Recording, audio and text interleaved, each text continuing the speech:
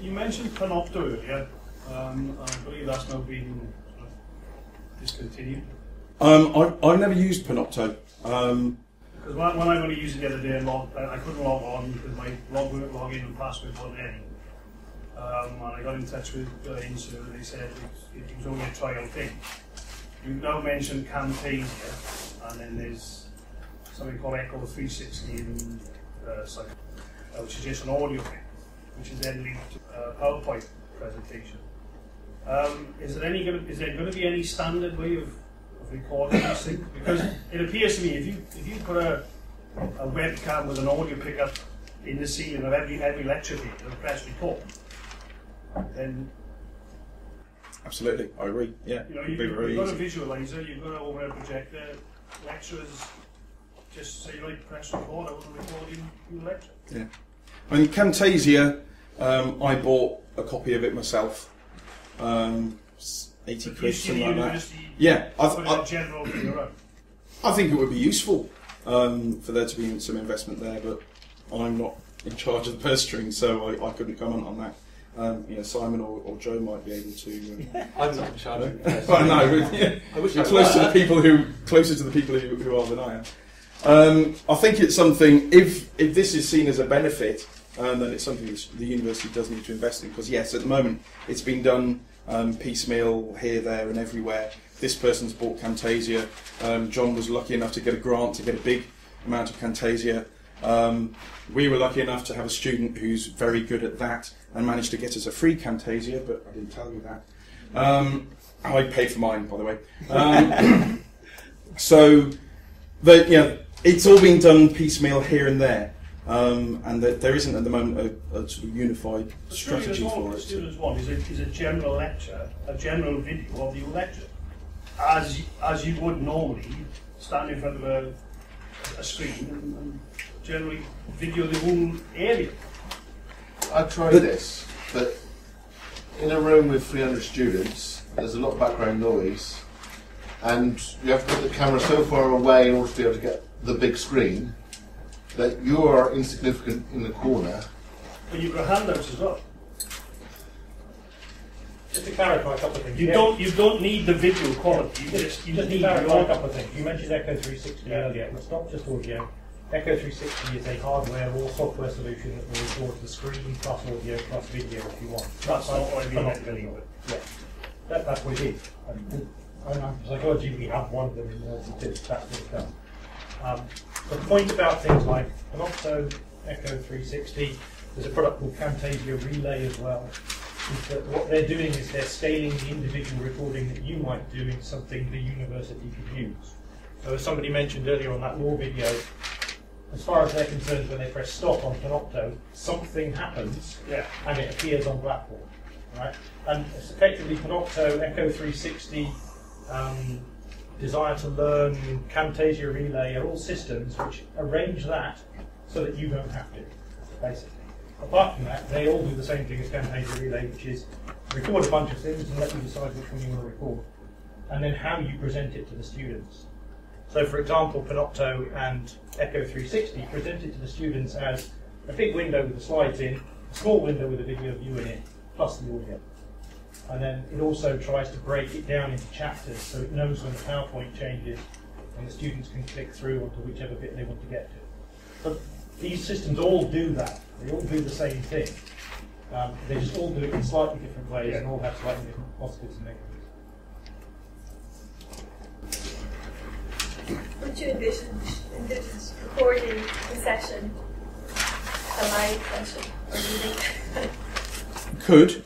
Would you do that? Not so much. To me, the benefit of recording it is so that you can give them precise information that they can note down at their own pace. The live session was more about throwing ideas at them, getting discussions going. So yes, it would be beneficial, I guess, to record it, but not quite as important, I think. I mean, just to reiterate, that's the most convincing argument I've heard today for using the lecture capture is the fact that when you gave it to the students before, when they came to a session, you got more discussion. That, I think, is a major shift, and actually, if they're primed before and they've engaged with that material, they're actually coming, and you've got a different learning activity that you didn't have before. Now, that, to me, sounds like a very strong case for doing this kind of thing, which goes beyond just replicating what you do face-to-face, where you wouldn't have the discussion, you just basically got a show and tell. Yeah. And that, I think, is quite significant and worth exploring. The other issue around this, I'm particularly interested in the degree of engagement. We talked about the issue around students taking good notes, because when it comes to doing the exam, whether this approach allows them to make better notes and engage actively with the content. Do they do that differently with the online video that they can go back to as opposed to doing the lecture theatre? So I think those are two things about the active listening, active engagement, and the discussion, that where you're seeing this material now providing a way of stimulating and prompting that, which I think is quite interesting. I did see students looking at notes while I was doing the live lecture. I didn't actually survey how many of them had made notes on the online content or how good those notes were or anything, but I do recall observing students going, right, yeah, that's what he's talking about. So, yeah. It's just to emphasise that point, really. The two big advantages that we've seen with medical student teaching is this level of engagement. It was dramatic when we introduced 15 lectures. In my case, my discipline is dermatology, and 15 short recorded Camtasia lectures that they could see from the start of their 1 week block with us.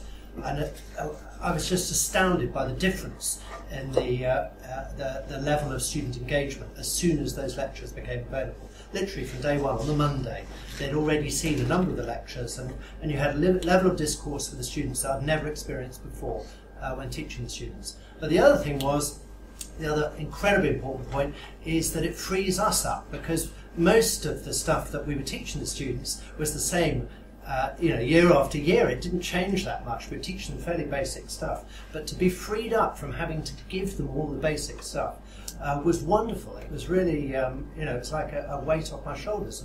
And then you could get into much more interesting and challenging stuff with the students. And of course they found that much more interesting. So it was win-win. Good, really good for the teacher, really good for the students. It's especially useful for subjects such as medicine or biosciences or many of the sciences where we are very content driven. We are trying to put a whole load of information across to you, and that's probably the reason why there wasn't much discussion in certainly my lectures before I did this, was because I had so much stuff I needed to tell them. There wasn't time to ask them about things, which is not a good educational approach. So as you say, this allowed us time to delve in things and pick things out and engage the students and get them thinking rather than just listening. Practically, how long in advance do you give them? I put them up a week in advance.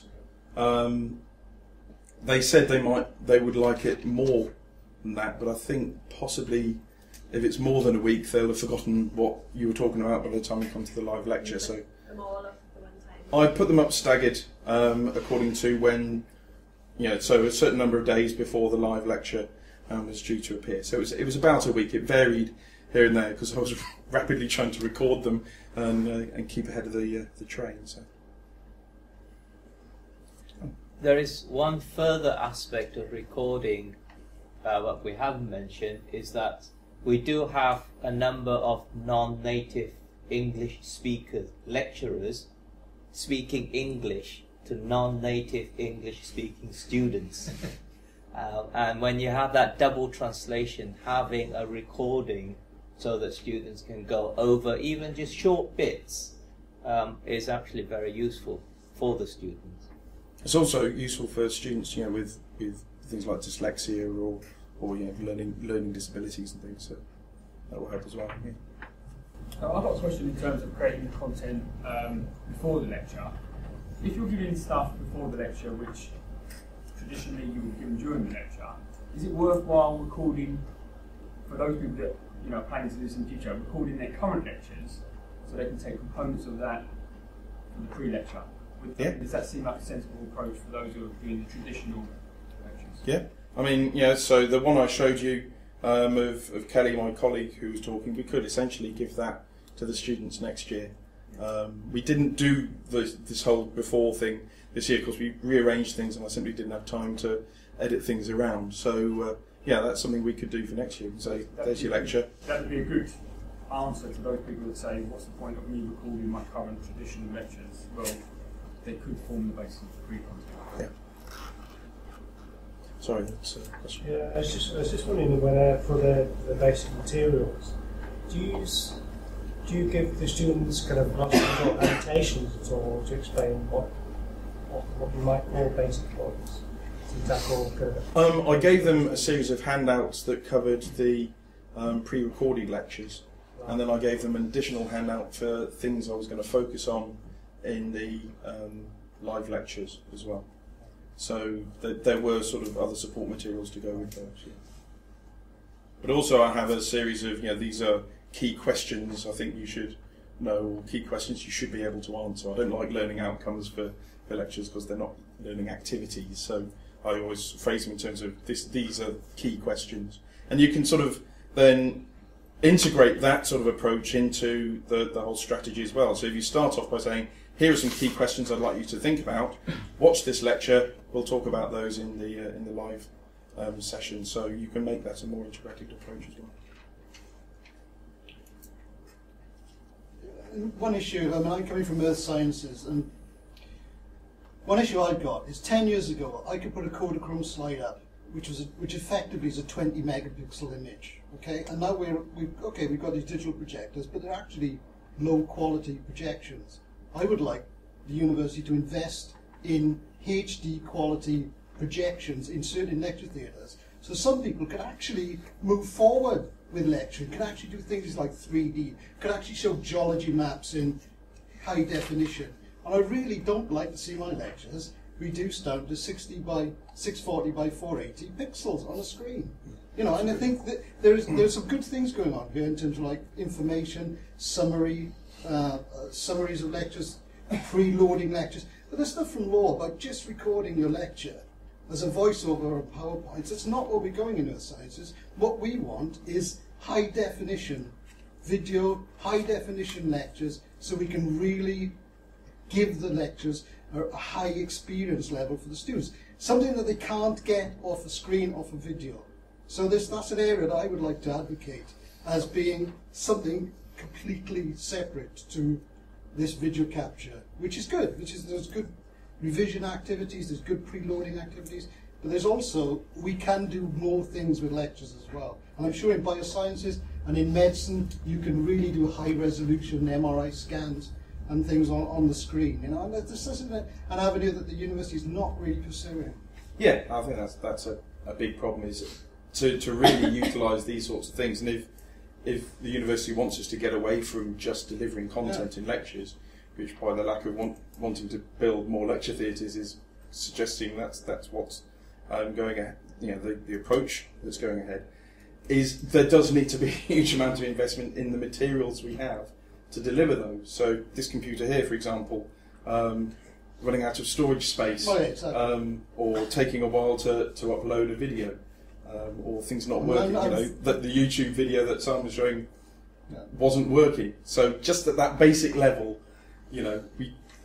Unfortunately, I deliver most of my lectures in main college, which is dire. It is appalling. The quality of the lecture theatres, the infrastructure, the computers, which are not even up to serve standards in them, basic specification. You cannot deliver cutting edge lectures, high definition video, 3D. I tried doing 3D, you can't do it on the projectors. They've got to invest so some of us can actually move forward and get at the sort of cutting edge of delivering high quality lectures, high definition. Just one more question for you. You use Camtasia to record everything, and just a remark about the 640 by 480 resolution. I don't know whether this came up earlier because I missed the first hour. What about using the option in PowerPoint to just record narration so that you at least stick to the original resolution and don't record the same image 4, 5, 20 frames per second? Why did you go for complete lecture recording rather than using the built-in version option within PowerPoint? If I'm honest, because I didn't know it was there. When you started doing it, you probably wasn't. Oh, right, okay. Yeah, that's an option, I guess. Yeah. That, I think, only works if your PowerPoint is merely a slide. So you're just providing a voiceover to a slide.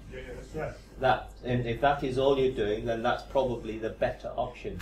But if you are in a lecture, you're pointing at things, you are drawing things on top, you are doing extra things to what PowerPoint itself can do, then that's not really a good option. But you've got transitions within PowerPoint. You can get arrows shooting in and this, that, and the other. So how much can you do with slide design within PowerPoint if you actually take into account that you won't be able to use a laser pointer, that you won't be able to really direct using hand gestures? Are there opportunities in slide design of actually circumventing these problems?